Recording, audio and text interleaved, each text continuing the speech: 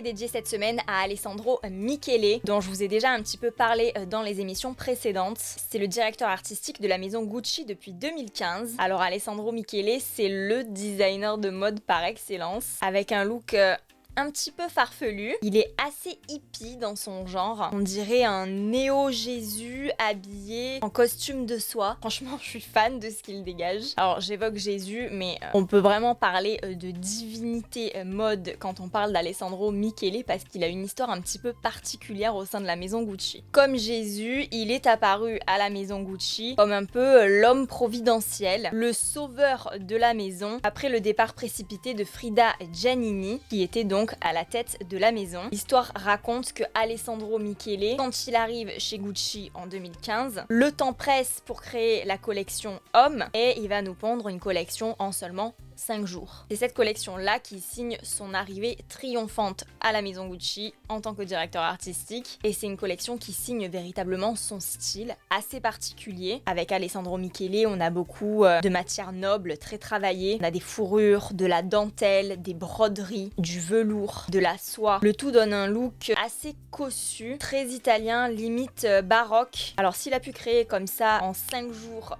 une collection de A à Z, c'est parce qu'en fait il travaillait déjà chez Gucci depuis plus de 10 ans et donc il connaissait parfaitement les codes, les valeurs de cette maison-là. Donc tout ce travail d'appropriation de la marque qui prend énormément de temps aux autres designers qui arrivent comme ça à la direction artistique d'une maison, Alessandro Michele, lui, il n'en a pas eu besoin puisqu'il a baigné finalement dans le bain Gucci pendant des années. C'est vraiment un bel exemple de réussite, je trouve, parce que c'est vraiment le gars qui, après ses études dans la mode, petite parenthèse, il est diplômé de l'Académie du costume et de la mode de Rome. Il débarque finalement dans une grande maison et se fait petit à petit sa propre place. Il est d'abord nommé directeur de la création de la maroquinerie en 2006. En 2011, il est promu associé du directeur artistique et en 2014, il devient directeur de la création de Richard Ginori, la marque de porcelaine acquise par Gucci. Et sa nomination à la direction artistique en a choqué plus d'un, du moins surpris, puisque dans la mode, on aime bien quand même nommer des valeurs sûres, des têtes déjà connues du milieu pour occuper le poste stratégique qui est la direction artistique. Mais d'un autre côté, nommer Alessandro Michele, c'était presque une évidence finalement. Qui de mieux à la direction artistique que quelqu'un qui a plus de 10 ans d'expérience dans la maison et qui y a occupé plusieurs postes. Quoi qu'il en soit, sa collection homme